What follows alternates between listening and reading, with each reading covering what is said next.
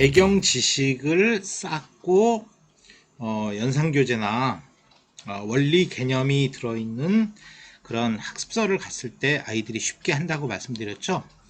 연산교재의 대표적인 것들은 최상위의 연산교재, 천재교육에서 나온 계산박사, 센 연산, 미래의 하루 속 한장샘, 지학사의 풍산자, 기탄 수학, 계산의 달인, 이런 것들이 있겠죠. 자, 그러면 이런 책들이 있고, 또 학습지, 대개 웅진, 구몬 같은 학습지들의 연산교재가 있을 겁니다. 근데 이 연산교재와 개념, 원리 부분을 쉽게 하는 방법들이 있어서 제가 실제 교재들을 가지고 설명을 드리도록 하겠습니다. 2학년, 4학년, 6학년의 개념 원리 연산 부분을 어떻게 가리키는 게 좋을지에 대해서 한번 설명해 보도록 하겠습니다. 자, 처음 이제 곱셈식을 2학년 때 배우죠, 아이들이. 준비학습이라고 이제 되어 있고, 항상 수학적 원리 개념은 이 그림으로 설명되는 것이 아이들에게 쉽습니다. 자, 곱셈을 처음 2학년 때 배우지만 유아나 1학년 때 덧셈을 하면서 곱셈의 개념을 익힌 아이와 그거 없이 바로 곱셈식을 배우는 아이는 하늘과 땅 차이입니다. 자, 1학년 때 10까지 9까지 이제 숫자를 배우고, 그 다음에 1학기 때는 50까지의 수, 그 다음에 2학기 때는 99까지의 수를 배웠죠. 야, 이때 바로 이 덧셈식을 배울 때, 수 개념이나 덧셈과 뺄셈을 배울 때, 이때 곱셈을 연결지어서 가르쳐야 됩니다. 자, 예를 들면 1부터 50까지가 이제 1학년 1학기 때 배우는 과정이잖아요. 자, 근데 그때 그리고 이제 덧셈과 뺄셈도 배우고, 이때 아이들과 이제 대화를 하는 겁니다. 이 식 두 개가 있어. 그러면 얼마니? 그럼 아니 4라 그러고, 그럼 2가 3개가 있어. 그럼 얼마야? 6이라 그러고, 2가 4개가 있으면 얼마니? 8. 2가 5개가 있으면 10. 2가 6개가 있으면 얼마야? 12.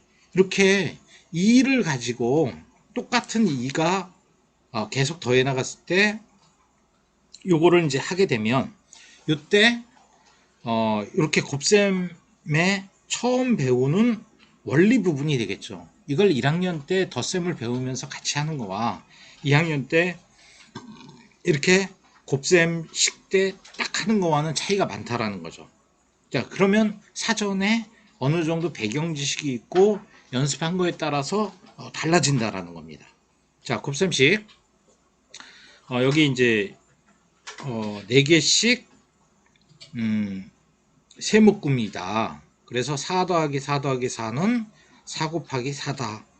요렇게 실제 우리 생활에 있는 실제 상황을 요렇게 수식인 4 곱하기 3으로 하는데 이해를 못하는 아이들이 상당히 있어요. 자, 그러면 일단 수학이라는 것의 특성 중에 수학이라는 것은 실제의 상황을 수식으로 나타내는 거죠. 여기서 포기가 되는 아이들이, 어려워하는 아이들이 50% 정도 발생됩니다. 자, 그러니까 미리 이런 활동을 해보는 게 중요하다라는 거죠. 자, 그래서 요거는 이제 곱셈식을 배우기 위한 준비학습이니까 요거를 해보고 아이와 좀 대화를 해보는, 물어보는, 그리고 확인이 됐을 때 요런 수식으로 바꾸는 걸 해보라는 겁니다. 먼저 말과 대화로 통해서 먼저 알고 있는가를 확인해보고, 4 더하기 4 더하기 4는 얼마야? 그러면 아이가 요거를 들어보고 물어보고 답을 했을 때 4를 3번 더하면 얼마야? 그 다음에 이것을 4 곱하기 3이라고 해. 그래서 얼마야? 4 더하기 4 더하기 4나 4 곱하기 3이 같다라는 이런 대화를 통해서 알고 있는 상태에서 요 학습이 들어가야 된다. 이런 말씀 드립니다. 자, 그럼 준비 학습이 됐어요. 그러면 다음 자, 모든 문제집이나 자습서 보면 원리 개념이 이렇게 설명이 돼 있죠. 요거를 엄마가나 교사가 설명을 해주는 것보다 아이가 읽게 하고 읽은 다음에 요거를 읽은 다음에 2 곱하기 5는 10이야. 요거를 설명해 보게 하는 겁니다. 아이가. 그래서 설명이 되면 이해된 거잖아요. 자, 그러면 이제 연습 문제가 있을 텐데 이 개념이 형성됐으면 요거를 연습하는 7개씩 6묶음은 40입니다. 이거를 똑같이 이렇게 수식으로 바꿔보는 거잖아요. 자, 그러면 여기 지금 8문제가 있는데 1번서부터 연습해보는 문제들이 8문제인데 8문제를 한꺼번에 다 하면 좋을까요? 아닙니다. 요거를 읽고 물어봤더니 요 개념이 형성이 됐어요. 그러면 1번, 3번을 해보게 합니다. 그래서 1번과 3번을 해결했으면 스탑 하는 게 좋아요. 개념이 형성된 거잖아요. 자, 그 다음에 다음 페이지로 넘어갑니다. 다음 페이지도 똑같은 방법으로 요 그림에 있는 그림에서 요 수식을 넣어보게 하고 이걸 설명할 수 있으면 됩니다. 자, 중요한 거는 여기 1번, 3번 했다. 그리고 여기 두 번째 페이지에 있는 곱셈식에서 1번 4문제에서 1번만 했다. 그러면 여기 1번과 여기 1번, 3번을 했으면 끝. 다음 페이지로 넘어갑니다. 자, 요 2단의 곱셈구부의 원리 2씩 더해진다. 2단의 곱셈구부는 곱이 2씩 커진다. 요거를 읽고 설명을 해보게 하고 2단의 원리를 얘기를 나눠보고 한다. 그러면 여기는 1번과 4번 문제를 하고 넘어갑니다. 했다 그러면 동그라미 쳐주고 넘어갑니다. 다음 페이지도 똑같이 이 부분을 읽고 설명을 해보게 되는데 됐다 그러면 1번과 4번만 하고 넘어갑니다. 맞았어요. 자, 1번과 4번을 맞았어요. 자, 그러면 이런 다음에 다시 뒤로 돌아가서 돌아가지 말고 그냥 계속 나가죠. 자, 요 페이지에서도 요거 설명을 해보게 하고 1번과 3번을 하고 요 페이지도 설명을 해보게 하고 1번과 3번을 하고 요 페이지도 마찬가지로 요걸 하고 1번과 4번이 맞았다 해서 그 다음 페이지도 마찬가지로 1번과 4번 1번과 4번 여기 1번과 4번 하는 거는 1번, 2번, 3번은 문제형이 같죠. 1번, 2번, 3번은 문제형이 같으니까 요 유형과 4번 유형이 다르니까 요것만 하고 넘어가는 겁니다. 자, 이렇게 해서 넘어가면 계속 여기는 요거와 요 문제를 하고 요거와 1번 3번 정도를 하고 넘어갑니다. 여기는 크기 비교죠. 여기는 요거를 설명을 해보게 하고 1번과 3번을 하고 요 페이지도 1단의 구구 1번 3번 정도를 하고 나옵니다. 자, 곱셈을 하면서 1단을 왜 할 필요가 있느냐 개념상 중요합니다. 자, 제가 가리키는 것 중에는 1단 말고 0단을 꼭 가리켜야 된다. 0단을. 생각합니다. 1학년이면 1학년 때 수의 개념이나 덧셈의 원리를 배울 때 1단과 0단을 가리켜 주는 것이 쉽습니다. 0 곱하, 1단을 하면은 1 곱하기 3은 3이고 1 곱하기 30은 얼마야? 30이고 1 곱하기 300은 300이고 이런 개념을 이야기하는 거죠. 0단은 항상 0이 돼. 어떤 수에다가 0을 곱해도 0이 되는 거. 이걸 알고 있는 거와 모르고 있는 거의 차이는 큽니다. 근데 우리나라에서는 이 1단과 0단을 무시하고 곱셈의 원리를 가리킵니다. 자, 근데 0단과 1단을 이해한 거와 이해하지 않은 것은 큰 차이가 있습니다. 자, 여기 나오죠. 0단.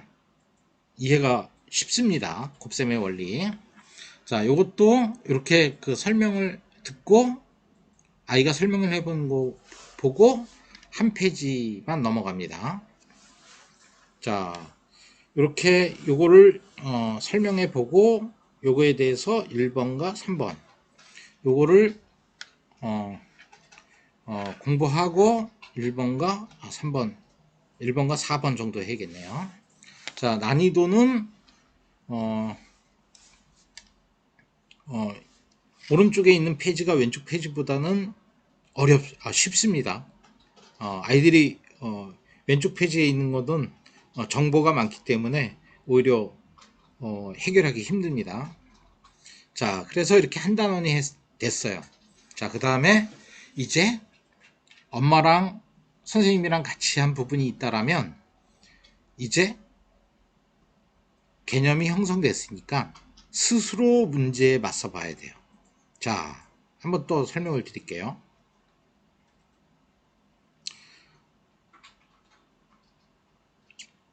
자, 개념이 형성됐으면 아이가 요거를 설명해보게 하고 1번과 3번을 풀어봤다 그랬죠. 1번만 풀었고, 그러면 아이가 스스로 해야 되는 문제가, 자, 1번 3번을 했으니까 5번 7번만 스스로 해보고 숙제를 내주는 거야. 그러면 아이가 숙제를 했다. 그러면 맞았다, 또 맞았다. 자, 요 정도 됐으면 개념이 거의 형성됐다라고 봐야죠. 그 다음에 이 안 한 문제들이 2번, 4번, 6번, 8번이다. 어머님들은 모든 문제를 풀어야 된다고 생각하죠.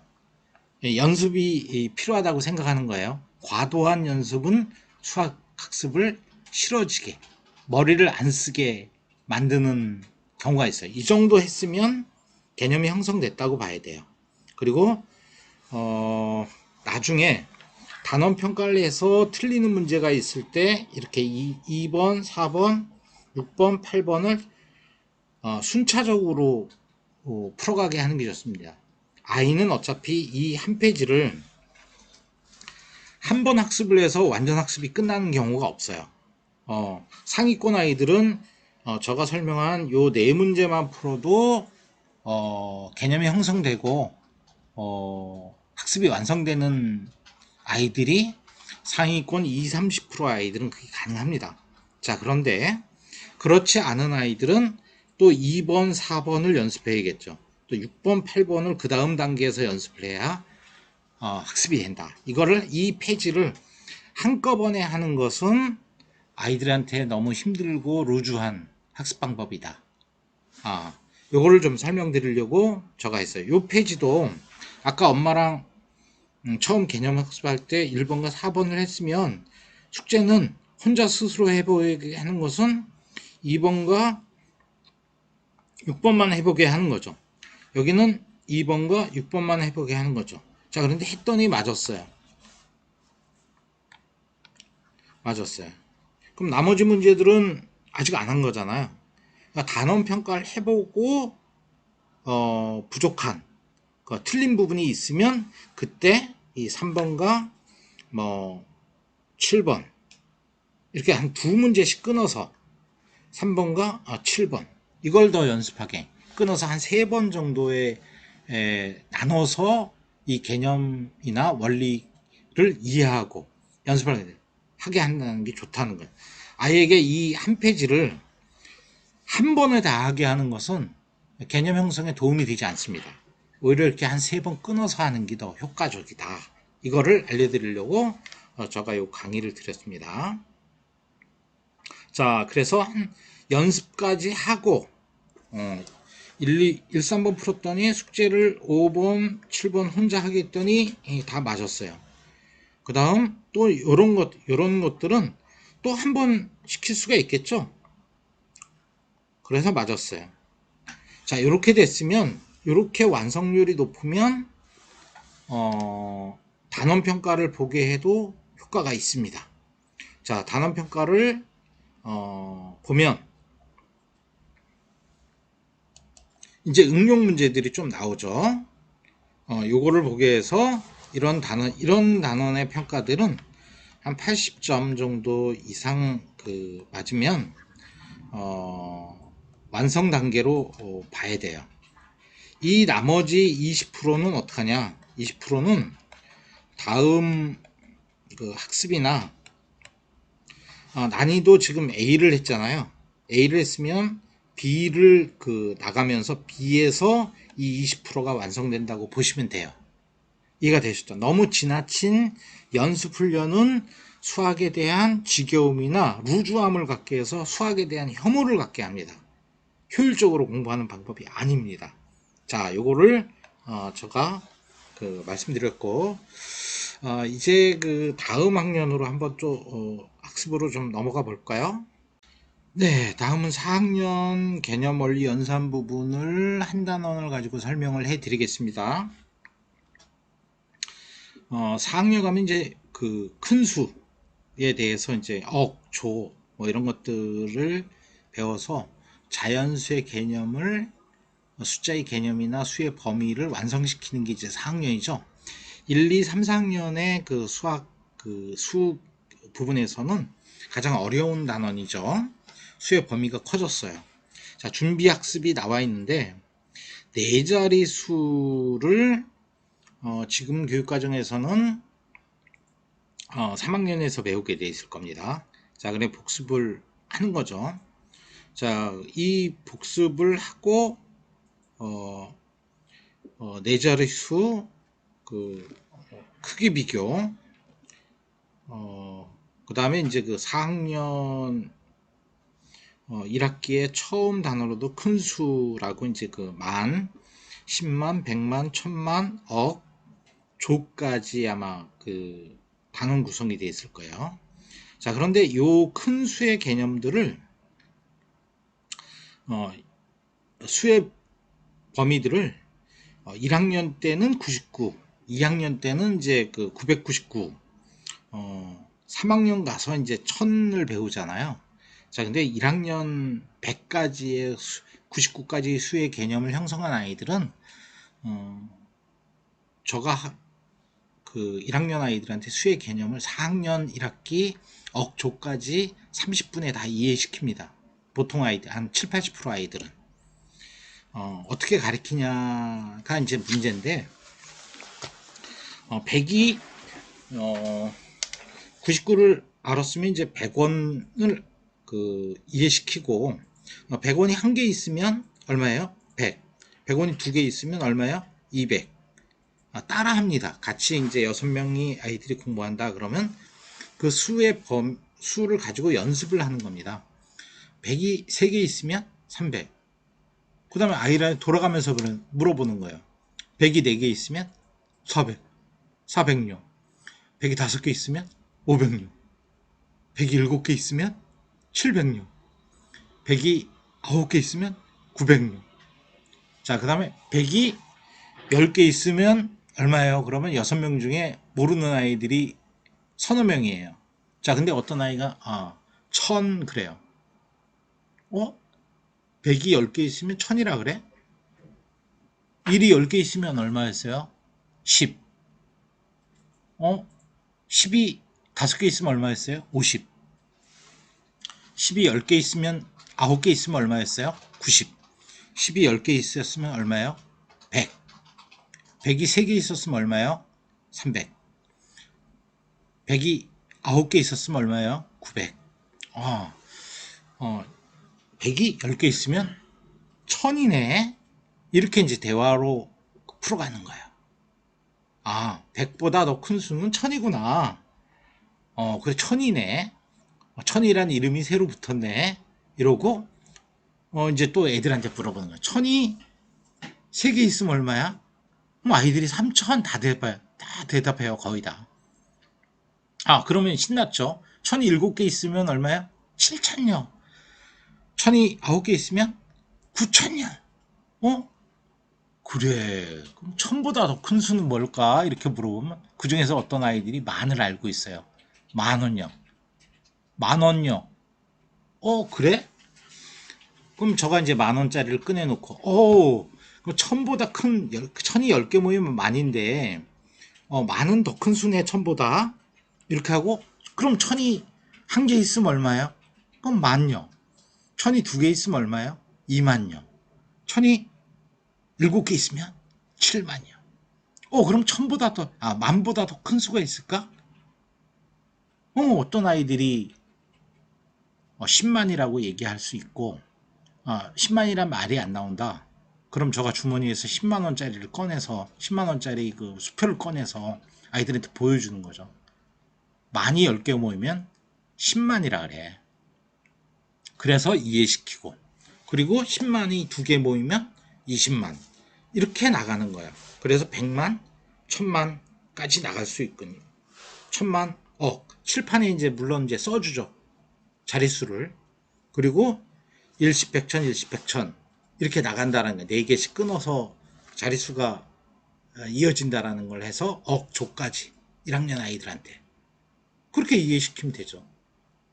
그렇게 해서 수의 범위를 1학년, 2학년이지만 넓혀 나가면 4학년에서 이 큰 수를 배울 때 그 범위를 이해하는 아이들은 쉽게 되는 거죠. 그래, 배경 지식을 쌓아줘라.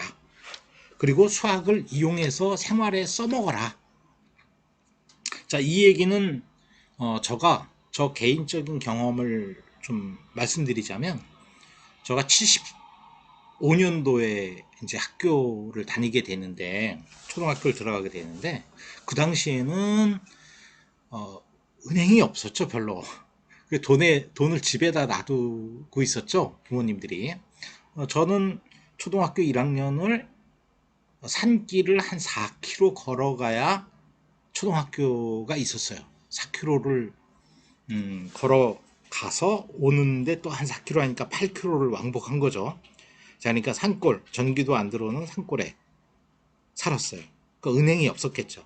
그러니까 아버님이 매번 그 뒷뜰에 어디를 그 돌무덤이 있는 데를 가시더라고요. 그래서 몰래 한번 따라가 봤는데 그 돌무덤을 열더니 뭘 꺼내 오시더라고. 그래서 한 번도 물어봤어요. 아버님, 그 돌무덤 가서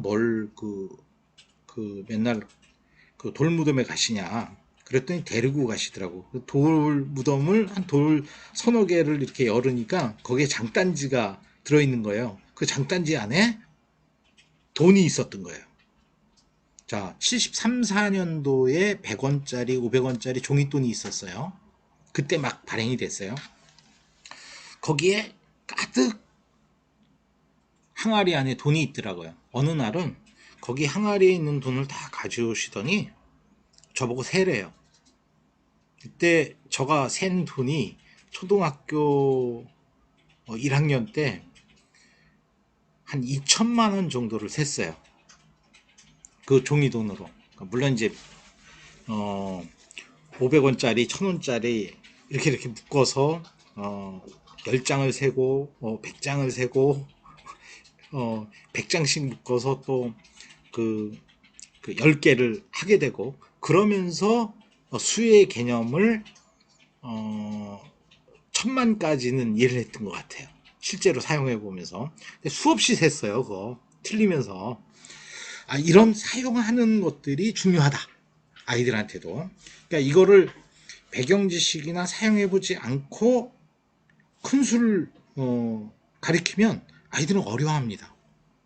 추상적인 부분이나 형식적인 사고를 요하는 수학 공부에서 어려워합니다. 그래서 실제로 사용해 보게 하는 것, 돈을 가지고 쉬어보게 하는 것, 이것이 4학년에 만 단위, 10만 단위, 100만 단위를 하기 전에 2, 3학년 때 그런 것들을 해보게 하는 거죠.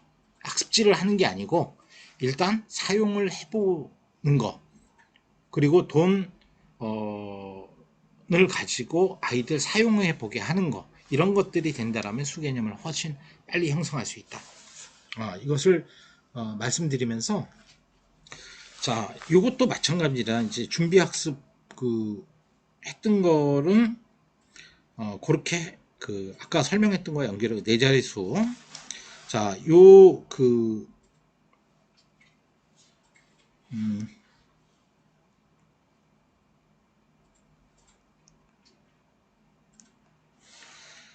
개념 설명을 아이한테 해보게 하고, 그 다음에 1번, 3번만 하고 나머지는 그 다음에 과제로 내줘라. 그래서 과제를 한꺼번에 하지 말고 한 두 문제 풀었으면 두 문제가 완성에 의해서는 두 문제 해고 그 다음에 채점을 해줘라. 그 다음에 이 정도 됐으면 굳이 연습하고 있다면 한꺼번에 100% 하게 되면 아이도 머리를 안 써요. 이 문제를 1번서부터 8번까지 한꺼번에 하게 되면 머리를 쓰지 않는다고요. 그것도 그 다음에 노동으로 생각한다고요. 힘들어 한다고요. 그래서 그러한 방법을 하지 말라는 겁니다. 자, 그리고 단원 평가를 하고 난 뒤에 미진한 부분이 있으면 두 문제 정도 더 하고, 이렇게 해서 한 3, 4번 3, 4회에 걸쳐서 이 기본 원리나 개념을 이해하게 하는 것이 훨씬 효율적이다, 이런 말씀을 드립니다.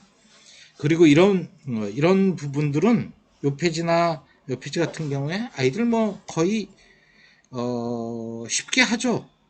이 큰 수에서도 어려워하는 부분이 있어요. 어려워하는 거는 연습을 해야 됩니다.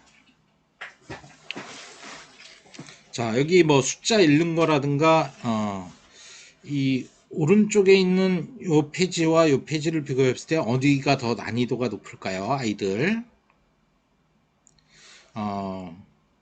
이 왼쪽에 있는 요 페이지가 더 난이도가 아이들한테 어렵습니다. 이 숫자의 범위가 이렇게 되는 것을 완성시키는 과정이 많기 때문에 그냥 단순히 숫자를 읽는 이쪽 단원 15쪽보다는 더 어렵습니다. 그럼 요거는 이쪽 페이지는 1, 3, 5, 7, 9, 10만 해도 완전 학습이 될 수 있는데, 자, 왼쪽에 있는 이 페이지는 아마 다 해야지 완성이 될 겁니다. 그러니까 난이도에 따라서 이거 달라질 수 있다, 이렇게 보는 거고요. 자, 뭐 이제 지금 페이지는 오른쪽 왼쪽 거의 비슷합니다. 개념 형성이 됐으면 1, 3번 풀어보고 5, 7번은 숙제로 스스로 해보게 하고, 그 다음에 더해서 한 3, 4번. 이게 안 됐을 때 요 부분은 더 보완해서 하게 됩니다. 요까지만 했는데도 완전 학습이 됐다. 그럼 그게 더 효율적인 공부를 한 거죠. 아이한테도 편하고. 굳이 여기를 해서 다 맞았다, 여기를 해서 이렇게 다 맞았다 그러면 여기는 안 하고 넘어가도 된다라는 겁니다. 저 의견은. 자, 이것도 똑같이 읽고 설명해 보게 하고 1번, 3번 그 자리에서 해보게 하고 혼자 2, 4번 풀게 하고 됐으면 완성. 자, 요것도 요 페이지도 마찬가지고, 그러니까 그 난이도는 비슷한 것 같아요. 큰 수의 그 단원에 가장 아이들이 힘들어하는 부분들은 바로 요 페이지입니다. 요 난이도를 어려워합니다. 요거는 아닙니다.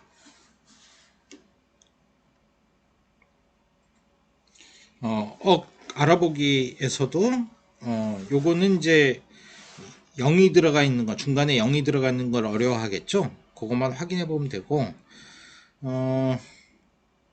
요거는 뭐 중간 정도의 난이도. 요것도 중간 난이도. 여기는 어려워하는 단원입니다. 어려워하는 그 연습이, 이거는 다 해야 되는 거. 요거는 1, 3, 5번 맞으면 그냥 넘어가도 되는 그런 단어입니다. 자, 이렇게 해서 단원 평가를 한 다음에, 여기를 좀 아이들이 어려워하는 단어, 큰 수 중에 어려운 꽤 많이 틀리는 단원이고요. 그 다음에 4학년에서는 자연수의 가장 큰 수까지 배웠고, 이제 곱셈과 나눗셈을, 자연수의 곱셈과 나눗셈을 완성하는 기간이죠. 여기서 수학 포기자들이 많아집니다. 특히 곱셈의 100의 자리, 세 자리수 곱하기 두 자리수면 과정이 많아지죠. 그 복잡해지기 때문에 거기에 대한 어려움을 겪는 아이들이 있어요. 자, 그러면 곱셈을 가지고 좀 한번 설명드릴게요. 자, 좀 전에 큰 수를 설명드렸고, 지금 3, 4학년 과정에서 그 곱셈과 나눗셈 부분에서 이제 곱셈과 나눗셈에서 수학의 포기자들이 많아지는데, 그 과정이 많아지는 거죠. 거기에 맥히는 부분이 어느 부분인가를 알아보겠습니다. 준비학습은 전에 배웠던 거를 하는 거고, 곱셈 부분에서 뭐 2학년 때 그 곱셈을 배우기 시작해서 3학년 4학년을 거쳐서 곱셈을 했던 거고, 이제 이게 3학년에 나오는 곱셈은 뭐 그 세 자릿수 곱하기 한 자릿수, 이거는 뭐 대부분 아이들이 완전 학습이 되죠. 또 그 다음에 두 자릿수 곱하기 두 자릿수에 이제 0이 있는 이 곱셈들은 대부분 완성도가 되죠. 완전 학습 학습률이 90% 이상이 되죠. 자, 그러면 이제 4학년에서 배우는 곱셈 중에 곱셈의 완성은 두 자릿수 곱하기 두 자릿수, 요것만 할 줄 알면 완성이 되는 거예요. 자, 근데 여기서 발목이 잡히는 아이들이 있어요. 왜냐하면 계산 과정이 복잡해지죠. 계산 47 곱하기 4, 그 다음 47 곱하기 20, 요 과정에서 수학이 어려워짐을 느끼는 아이들이 20%에서 50% 정도, 50% 정도가 이때 과정이 길어지면서 상당히 어려워진 아이들이 많습니다. 나눗셈은 두 자릿수 나누기 한 자릿수는 이렇게 과정에서 완전 학습이 되는 아이들이 대부분이에요. 자, 근데 나눗셈은 어디서 발목이 잡히냐면, 곱셈은 두 자릿수 곱하기 두 자릿수에서 발목이 잡히고, 나눗셈은 세 자릿수 나누기 두 자릿수의 자연수에서 아이들이 수학이 어려워집니다. 뒤에 설명을 드릴게요. 나눗셈의 발목은 여기가 아니고, 여기까지는 완전 학습이 쉬워요. 그래서 곱셈 몇백 곱하기 몇십은 쉬운 거예요. 아주 쉬운 그냥 거예요. 그러니까 이런 것들은 설명을 하게 하고 1, 3번 하고 숙제로 5, 7번 하게 하고 넘어가도 됩니다. 상위 한 20, 30% 아이들은 여기까지만 해도 완전 학습이 되고, 그 다음에 부족한 아이들은 이 홀수 번호 여기까지 하고, 더 부족한 아이들은 2, 6, 10, 14 한 다음에 완성도에 따라서 이걸 다 맞았으면 그냥 넘어가도 되고, 안 됐으면 다시 4, 8, 12 이런 식으로 끊어서 한 번, 두 번, 3번, 4번에 걸쳐서 이 전체를 완성하게 하는 것이 효율적이다. 이걸 한꺼번에 해버리지 말아라. 이런 의견입니다. 아이들은 한 번에 완전 학습이 되지 않습니다. 대부분 아이들은. 자, 요것도 마찬가지예요. 요거를 할 때 하고 1, 3, 5 정도 하고 그 다음에 숙제로 해서 7, 9, 10, 11, 13번을 하고 그 다음에 이것이 완전히 됐다 그러면 끝내도 돼요. 여기서 상위권 아이들은. 근데 안 됐을 경우 단원평가를 해서 틀린 것들이 나오고 라면 또 2, 6, 10, 14하고 그 다음에 4, 8, 12 해서 2페이지를 완성하라는 거예요. 그러니까 한 4번 끊어서 하는 게 아이들한테 효율적이다. 자, 요 두 자릿수, 세 자릿수 곱하기 두 자릿수 처음 나왔죠. 근데 끝자리가 이제 그 0이니까 쉬워요. 근데 요걸 할 때 이 세로식 셈의 요 부분을 꼭 노트에 쓰게 해다. 여기에 있는 4번을 풀 때나 10번을 풀 때 여기다가 풀지 말고 여기다가 풀 수 있는 공간이 있으면 풀 때 요 과정을 노트에다 풀게 해라. 아니면 여기다가 써도 여기다가 풀어도 되겠죠. 요 과정을 쓰는 부분을 처음에 할 때는 꼭 쓰게 해라.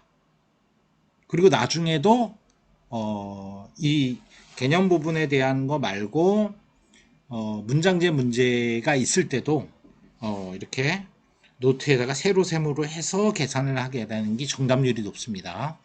그래서 노트를 꼭 쓰게 하라.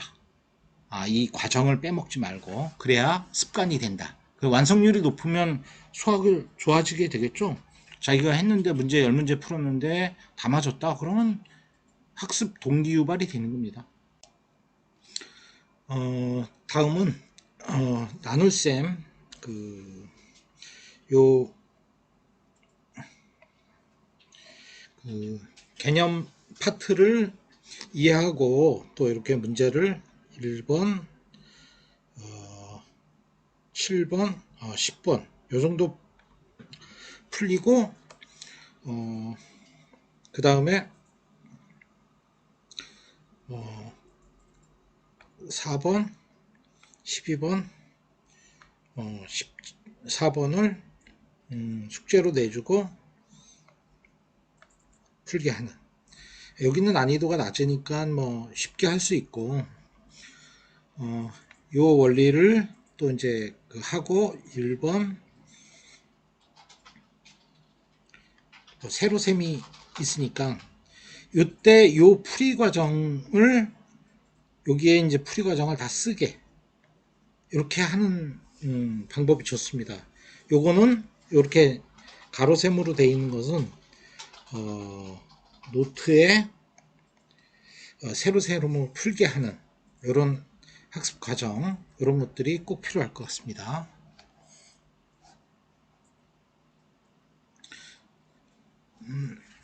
몫이 한 자리인 수와 두 자리 수. 자, 여기가 이제 나눗셈에서 가장 어려워하는 아이들이 가장 어려워하는 여기서 이제 포기자들이 많아지는 거죠. 그래서 요 세로셈의 요 식들을 요 문제를 할 때 꼭 쓰게 이렇게 해야 됩니다. 요 파트가 제일 나눗셈에서는 어려워하는 부분입니다. 여기 1번, 4번, 7번 정도는 노트에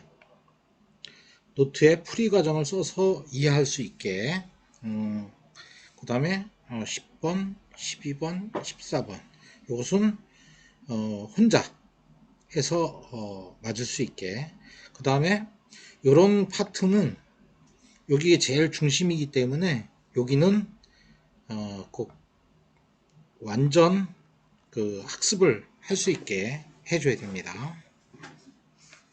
자, 여기에 있는 그 부분도 가장 그 같이 연동해서 어려워하는 부분이죠. 자, 요거 할 때 노트에다가 이 계산 과정, 그 다음에 이 검산 과정, 이런 것들을 꼭 써서 1번, 4번, 10번 정도는 처음에 하게 하고, 그 다음에 과제로 하나, 둘, 세 문제. 그 다음에 부족하다면 또 이렇게 하고, 그 다음에 요 정도 됐으면 완전 학습이 됐다 그러면 놔둬도 되는데, 부족하다 그러면 또 이렇게, 그 다음 이런 과정을 통해서 한 4에서 5회에 걸쳐서 이런 아주 가장 중요한 이 파트는 4, 5회에 걸쳐서 완성하게. 이것만 되면 나눗셈은 이제 자유스러운 거죠. 완전 나눗셈, 자연수의 나눗셈은 완성된 단계라고 볼 수 있는 거죠. 그 다음 이게 단원 평가를 해서 부족한 부분들, 단원 평가는 80점 이상이 완전 학습을 이루는 과정이니까 이 과정이 완벽히 된 다음에 그 다음 단계로 나아가야 됩니다. 뭐 원리는 똑같죠. 계산의 원리는 똑같은데 문제의 형태만 변한 건데 형태만 바뀌어도 아이들이 어려워합니다. 자, 그리고 이런 빈칸들, 계산 과정의 빈칸들, 이 계산 원리와 똑같게 되겠죠. 자, 그리고 이제 16번 같이 목이 가장 작은 것은 어느 것입니까? 끈기와 인내가 필요하죠. 모두 계산해 봐야 되니까. 이런 거 많이 틀립니다, 아이들. 자, 요 정도는 80점 맞고, 그 다음 단계 학습을 해야 된다. 0단계 또는 1단계 학습이 이 단원 평가를 통해서 80% 이상 됐을 때 그 다음 단계로 나가는 게 좋다. 즉, 이 A 단계의 정답률이 80% 이상이었을 때 B 단계로 나가는 게 아이들한테 수월하다. 이런 관계입니다. 이걸 안 하고 이 단계가 안 돼 있는데 이걸 나가다 하면 발병이 납니다. 그래서 반드시 여기가 완성된 걸 보고 진단을 하고 요 B 단계로 나가야 됩니다. 근데 문제집들은 이 나눗셈이라는 단어, 나눗셈 단원이 있다.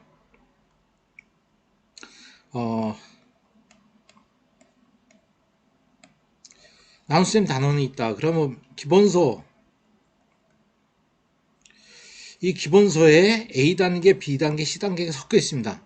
A 단계부터 완전 학습을 하고 그 다음에 B 단계로 나가는 게 좋아요. 그리고 그 다음 C 단계로 나가야 되는데 이걸 통합해서 하다 보면 발병이 난다. 이 세 단계를 통합형으로 학습할 수 있는 아이들은 상위 5%에서 한 10%에 든 아이들만 가능하더라는 거죠.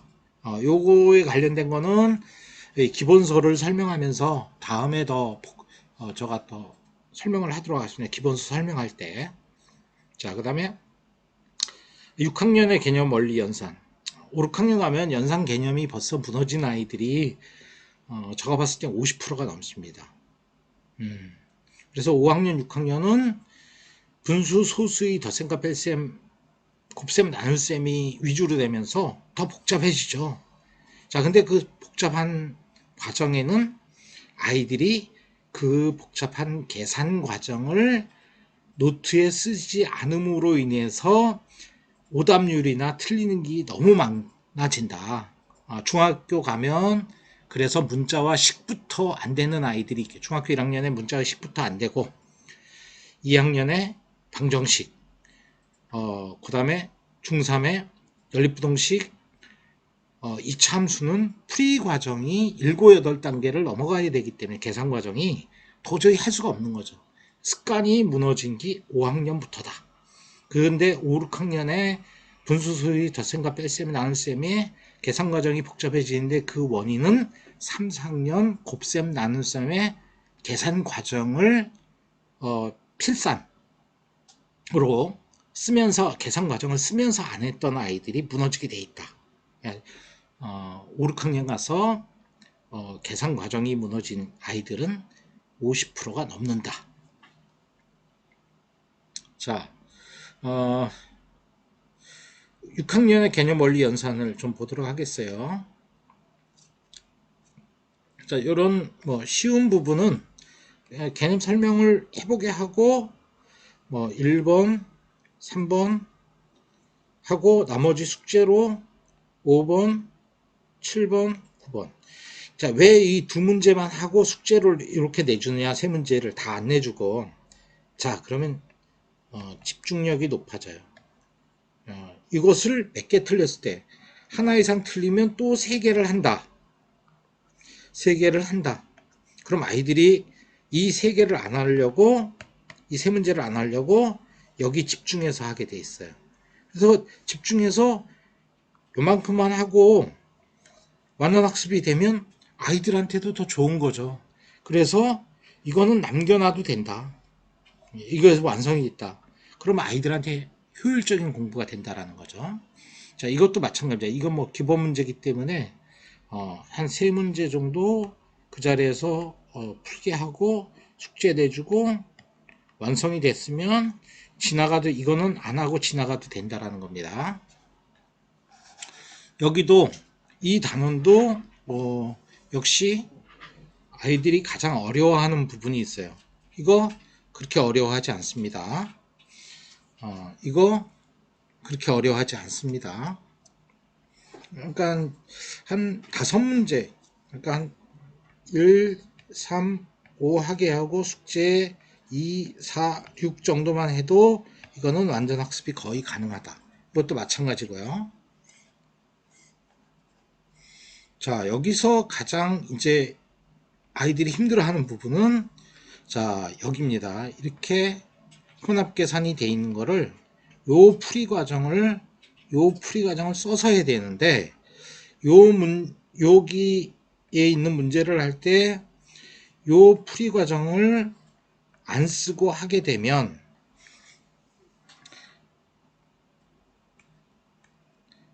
숙제를 내줘서 혼자 하게 했을 때, 요 문제를 했을 때 이걸 틀리게 됩니다. 자, 그러면 싫어지게 되고 힘들어지고 짜증냅니다. 그래서 요 풀이 과정을 써서 노트에다가 아니면 여기에다가 써서 요거를 맞게 하는 이런 훈련, 올바른 학습 방법으로 해줘야 됩니다. 근데 대부분 이걸 안 하기 때문에 실패하게 됩니다. 자, 여기도 마찬가지죠. 요 풀이 과정대로 안 쓰면 요 문제를 해결할 수가 없습니다. 그러니까 여기다가 쓰던지 노트에 별도로 풀게 하던지. 그래서 2문제 정도 하고 2문제 정도 학습하고 숙제 내주고 또 2문제 정도 하고 이렇게 해서 한 번에 요 풀이 과정을 써서 완전 학습을 하게 해야 효율적인 공부를 한 겁니다. 근데 안 되는 아이들은 이 풀이 과정을 안 쓰고 하는 아이들은 이거 10문제, 20문제 풀어야 완성이 되지 않습니다. 자, 그래서 올바른 학습 방법을 견지하는 거. 그게 또 이후에 중학교에 문자화식, 방정식, 함수를 해나가는데 중고등학교 수학을 해나가는데 습관이 된다. 자, 이것도 마찬가지입니다. 여긴 더 어려워졌죠? 이 풀이 과정 안 쓰고 문제를 푼다라면 틀릴 수밖에 없어요. 그래서 이 노트나 여기 풀이 과정을 써서 그 문제를 완성하게 하는 거, 그리고 한꺼번에 모든 문제를 풀게 하면 지겨워서 힘들어서 안 해요. 그러니까 집중해서 2문제만 스스로 풀게 하는 거, 집중해서 한 번에 때려잡아야 된다는 거죠. 자, 그 다음에 단원평가 보면 성취도가 이런 문제들은 풀이 과정 안 쓰고는 완성이 될 수가 없죠. 풀이 과정 없이는. 그죠?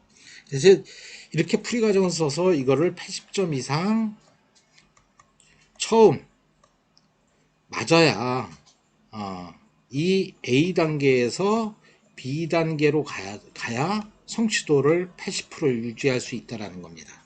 그래서 제가 말씀드리는 것은 이 단계, 효율적인 공부 방식들 이런 것들에 대한 고민을 해봐야 될 것 같아요. 5, 6학년은 벌써 말 안 들기 수학 습관이 어느 정도 잡혀 있고 말 안 들기 시작한 시기라서 더욱 힘듭니다. 3, 4학년 때 수학 학습에 대한 습관을 만들어 줘야 됩니다.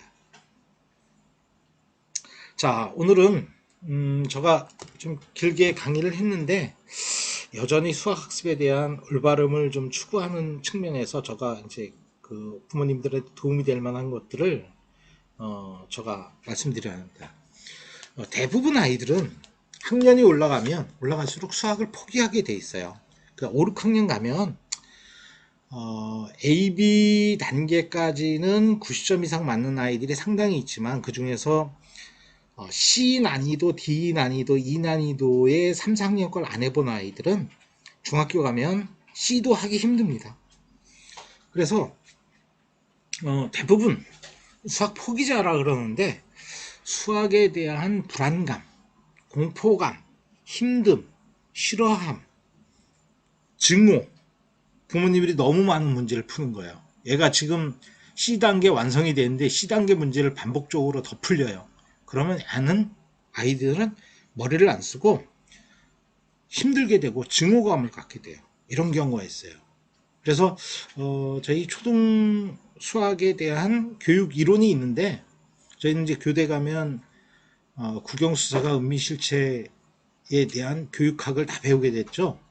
그 다음에 교육학, 교육 심리, 교육 원리, 교육공학, 교육행정, 교육 철학, 교육사, 이 교육 원리와 관련된 그 과목을 한 16개 정도 학점을 따야 됩니다. 그리고 수학 교육에 대해서도 교양 수학에 대한 수학 실력 1학년 때 보고 2, 3학년 때는 수학 교육론이라는 책을 초등 수학 교육론, 초등 거기에는 이제 학습 이론이라든가 수학 교육사, 교육 방법, 교육 공학 이런 것들이 이제 배우게 되는데 거기에 있는 초등 수학 학습 지도의 이해, 양서원에서 출판된 책인데 제가 좋아하는 교수님들이 쓴 책으로 이게 번역서예요.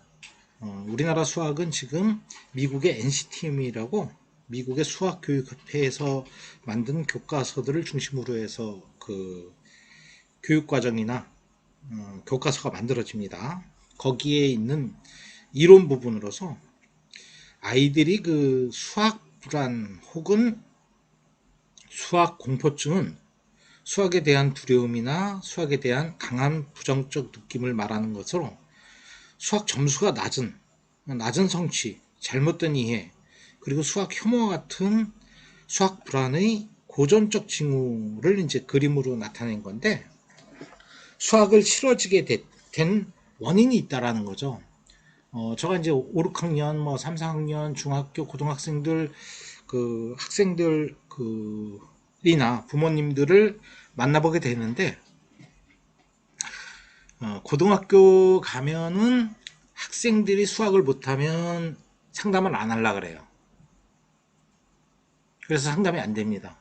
어머님이랑 며칠 전에 평택고등학교 다니는 학부형이랑 통화를 했는데 고등학교 3학년이라고 하는데 내신 점수를 몰라요. 어머님이 수능 모의고사 성적을 몰라요. 그런 아이들이 그런 부모님들이 5, 60% 됩니다. 상담을 해보면 모르는 상태에서 상담을 하려면 상담이 안 되겠죠. 그럼 저는 어떻게 얘기하냐면 수학 내신 성적을 몇 등급인지 점수가 몇 점인지 그 다음에 수능 모의고사 점수가 몇 점인지를 알려달라고요. 알아오라 그래요. 못 알아옵니다. 대부분이. 중학교는 학교마다 시험 점수가 다르기 때문에 시험 난이도에 대한 것들을 알아야 상담을 할 수 있기 때문에 중간고사, 기말고사 수학 시험지를 사진 찍어서 보내라 그래요. 그러면 난이도 A, B가 90%인 학교, 10%가 C, 그 다음에 A, B, C, D를 냈는데 D가 한 5%, C가 한 10%, 그 다음에 나머지가 A, B 문제인 학교. 어떤 학교들은 A, B가 97% 이런 학교들이 있고요. 시험지를 봐야 아는 거죠. 그리고 중학교 가면 남자 학생들은 대부분 성적표를 부모님들한테 숨깁니다. 5, 60%의 학부형들이 아이의 그 수학시험 성적을 몰라요. 초등학교에 5, 6학년 가도 아이들이 학교 시험이 없는 데다가 학원 시험을 보러 가자, 테스트를 보러 가자 가라면 5, 60%가 안 가려고 합니다. 수학이 벌써 싫어진 거죠. 힘들어진 상태에 있는 아이들은.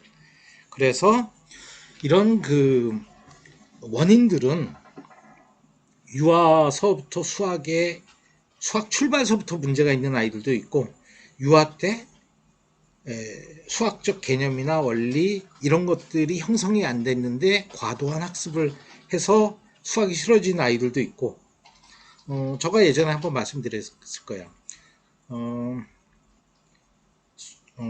아빠가 서울대 의대를 나와서 강남에서 성형외과 의사고 의대를 수석으로 졸업했다 그래요. 아빠의 유전적인 그 수학을 잘하는 역량을 가지고 태어났는데, 얘가 공부를 처음 접한 건 영어 유치원, 어학원, 5살, 6살 때 거기를 간 거예요. 하루 종일 거의. 자, 그럼 영어를 배우는 거는 그냥 기억 재생이잖아요. 기억을 하고 재생을 해서 말하는 거고. 자, 이런 단순한 우리 문과와 이과적 머리, 좌뇌, 우뇌 중에 한쪽만 발달시킨 거죠. 초등학교 1학년 겨울방학 때 저한테 왔어요. 간단한 저는 테스트를 종이로 먼저 안 하고 얘기를 해봐요. 걔랑 수학에 대해 수학 숫자가를 가지고 대화를 해봐요. 종철아, 사과가 7개 있고 배가 5개 있어. 그럼 과일은 모두 몇 개니? 이렇게 말로 물어보는 거예요. 자, 근데 걔는 머리로 셈을 하는 게 아니고 책상 밑에 손가락을 놓고 손가락을 세서 한참 만에 12개라고 대답을 하더라고요. 보통 하는 1학년 아이 수 개념과 연산 능력을 못 갖고 있네. 똑똑해 보이는데. 그래서 이제 또 대화를 해봐요. 자, 근데 다 손으로 셈을 하더라고요. 1학년 아이가. 그래서 그 원인을 이제 찾았던 거죠. 그래서 이제 그 아이는 엄마가 아이를 데리고 온 게 아니고 할머니가 데리고 왔어요. 우리 집안에 수학 공부를 이렇게 못하는 경우가 없는데 그 원인이 뭔지 찾아달라, 원장님. 이렇게 해서 이제 데리고 와서 할머니가 손자를 데리고 와서 테스트를 봤는데, 그 원인이 뭐냐? 수학에 대한 경험을 전혀 안 했던 거죠. 유아에서. 그리고 1학년 때도 영어 위주로만 공부를 한 거예요. 사회교육을. 그리고 얘는 책을 과학과 관련된 책을 좋아했고, 저가 이제 한 6개월 가르쳐 보니까 얘는 이과적인 머리가, 유전적인 이과적인 좋은 부분을 많이 갖고 있었는데, 실제 교육은 언어적인 경험만 한 거죠. 영어. 그것도 국어도 책을 수준 높게 못 읽고 영어에 대한 그 공부만 한 거예요. 그래서 얘는 1학년 때 수학에 대한 불안, 공포를 갖고 있었던 거죠. 경험의 미숙으로. 경험을 제공해 주지 않았기 때문에 이런 원인이 생겼던 거예요. 여기 있는 글들은 어머님들 읽어보세요. 아주 좋은 글입니다. 수학을 못하게 되는 원인을 찾아야 돼요. 우리 아이가 5, 6학년인데 수학을 싫어한다. 다 원인이 있어요. 그 원인 중에 대부분은 부모의 교육 경험 제공 아니면 의 문제, 부모님들이 문제예요. 저는 이제 상담을 하다 나면 부모님들이 대화를 해보면 아이들이 왜 못하게 되는지 알아요.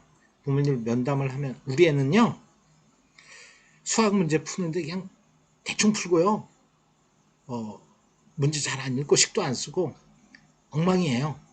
그 엉망이 된 원인은 다 부모님의 원인이에요. 제가 찾아보면.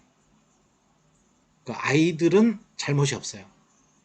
부모님들이 경험을 잘못 제공해 준 거예요. 거기서부터 찾아야 돼요. 못하게 된 것에는 원인이 있다. 원인을 통해서 진단하지 않고 그 자녀 교육을 해결하려고 그러면 해결 방법이 없습니다. 중학교 가면 머리 커서 말 안 들어요. 5, 6학년도 벌써 그러잖아요. 그래서 좋아지게 멀리하지 않게 그 만들어야 된다. 원인부터 찾아야 된다. 자, 그럼 다음 글을 읽어볼까요? 자, 제가 보여드리려고 하는 게 이제 이 표인데, 자, 수학이라는 것은 구체적인 우리 실생활에서 추상적인 것으로 그 해야 되기 때문에 어려운 것이다. 그 다음에 수학을 하는 머리에는 일반화를 해야 되고 표상화하고 기호화하고 뭐 이런 것들 때문에 어려워지는 것이다. 수학을 하기 위해서는 이 구체물을 가지고 모델링, 구체적 조작 활동, 의사소통. 저거 아까도 설명했다 얘기를 해봐라. 개념을 얘기를 해보고 들어봐라. 이런 것들을 해서 수학이라는 학습의 과정이 있는 거죠.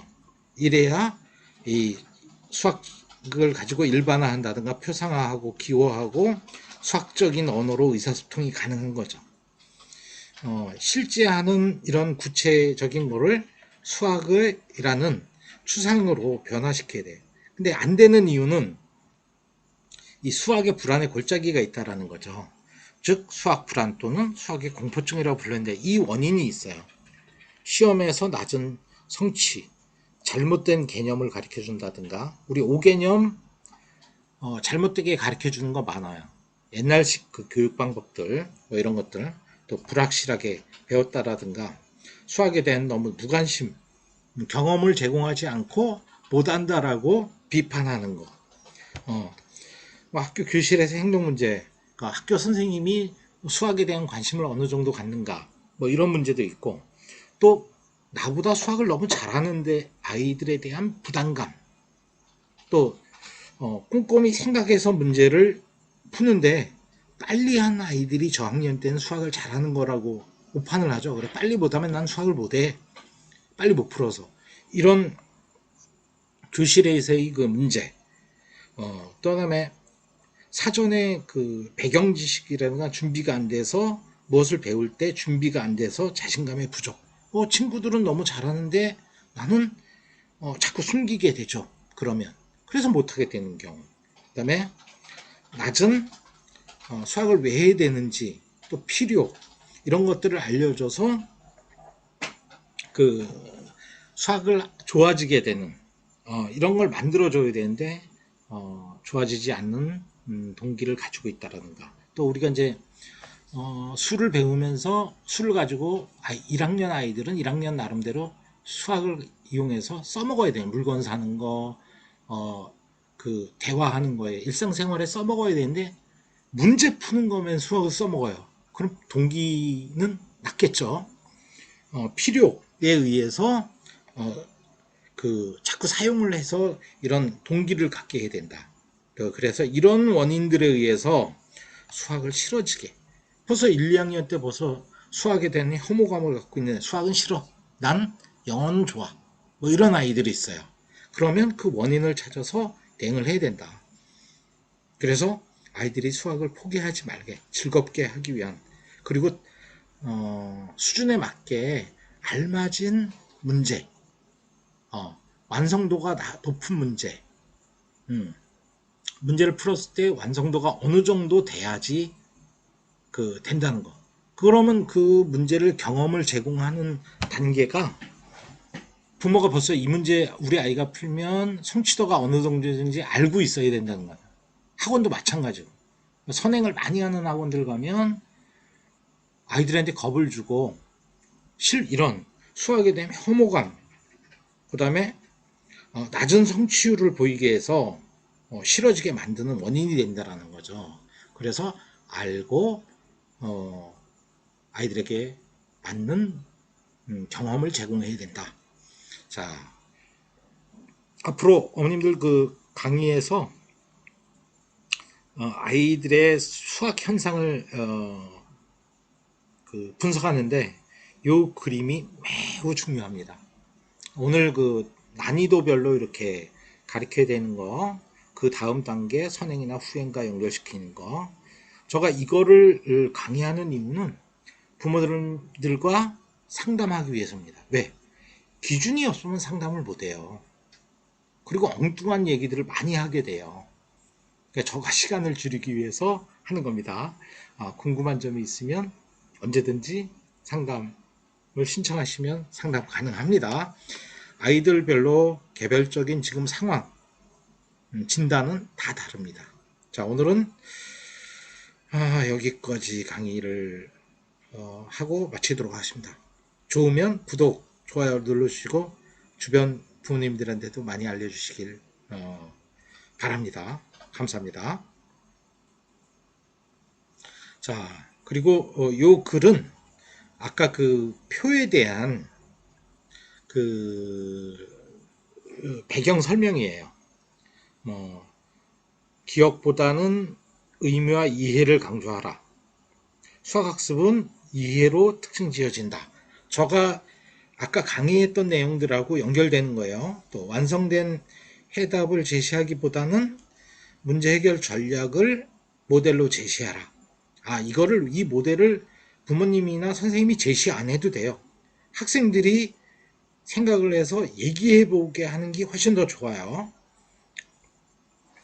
흥미있고 도전적이며 아동들로 하여금 성공을 맛볼 수 있는 수학적 경험을 제공하라. 그러니까 제가 얘기한 것 중에 이 문제 10문제를 풀었을 때 정답률이 90% 100% 90% 100% 80% 정도 되는 정도의 교육 프로그램을 제공해야 된다는 거죠. A, B, C, D, E 난이도가 높아질수록 그 정답률은 낮아질 수밖에 없는데 A, B, C까지는 확실할 때 그걸 제공해야 된다는 거죠. 준비가 됐을 때. 근데 준비가 안 되는 걸 하게 되면 낮은 성취율로 인해서 성공을 맛보게 못하는 거예요. 그래서 불안감, 공포감을 갖게 해준다는 거죠. 자, 그 다음으로 좀 넘어가 볼게요. 흥미있고 도전적이며 아동들로 하여금 성공을 맛볼 수 있는 수학 경험을 제공하라. 좀 전에 말씀드린 모든 학생들이 수학의 힘의 유용성 그리고 수학의 중요성을 맛볼 수 있도록 도와줘라. 제가 지금까지 쭉 했던 강의의 일부분입니다. 수학의 즐거움을 보여드리려 해라. 10개 중에 10문제 중에 5문제를 맞췄다. 이건 어려워서 그런 거야. 틀린 거 다시 해봐. 8개를 맞았어요. 그러면 칭찬해줘라. 그리고 이거는 아빠는 초등학교 5학년 때 알았던 건데 우리 아들은 초등학교 3학년 때 했네. 나보다 낫네. 이러면 더 즐거움이 배가 됩니다. 수학과 학생에 대한 긍정적인 태도를 갖게 해야 되는, 이 긍정적인 태도가 없으면 멀리하게 될 수밖에 없어요. 점점 멀어지고 싫고 수학학습 시간은 짧아지고 그래서 결국은 싫어지고 포기하게 만들 수밖에 없다. 그 다음 학생들이 수학에 대해 어떻게 느꼈는지 교사에게 이해하도록, 교사가 아니라 엄마에게 이야기하도록 격려해라. 그리고 칭찬을 많이 해줘라. 그러면 수학에 대해서 훨씬 잘할 수 있다. 잘할 수밖에 없게 만들어 놓고 잘한다고 칭찬하면 더 잘하는 거. 이게 아이들이죠. 어른도 마찬가지입니다. 그거는 직장 내에서 직원 또 학교 교사들을 교장 선생님이 칭찬해 줬을 때 더 열심히 잘하게 되죠. 칭찬은 고래를 춤추게 한다 그랬습니다. 특히 초등학생들은 칭찬이 중요합니다. 학급에서 이거 집에서 학원에서 속도 테스트나 빨리 푸는 연습을 강제하지 않도록 조심해라. 자, 이거는 그 이유는 여기 설명이 되어 있으니까 이 빨리 푼다고 좋은 게 아니다. 초등학교 1, 2학년 교실에서는 자, 우리 반에서 수학을 제일 잘하는 아이가 누구예요? 이렇게 질문하면 문제를 제일 빨리 푸는 애를 갖다가 잘한다고 손가락으로 지시합니다. 아이들이 8, 90%. 빨리 풀면은 아이들이 잘하는 걸 알아요. 어머님들도 마찬가지예요. 수학 문제 초등학교 3, 4학년까지 빨리 푸는 거를 강조하시는 부분이 있어요. 그러면 빨리 풀면 많이 틀립니다. 오답이 많이 발생이 됩니다. 자, 그것이 습관화되면 좋지 않은 학습 방법을 갖게 됩니다. 학생들이 특별한 어려움에 처해 있는지 또는 특별한 도움이 필요한지를 알아보기 위해 진단기법을 사용해라. 제가 수없이 강조하는 거. 진단을 통해서 수학학습의 방향, 아이에 맞는 프로그램, 어느 수준을 공부할 것인가를 결정하지 않으면 대중요법으로 아이를 망치게 한다. 그리고 병들게 한다. 자, 그 병원에서 오진하게 되면 어떻게 돼요? 사망사고. 그 다음에 신체적으로 엄청난 큰 피해를 주죠. 진단 없는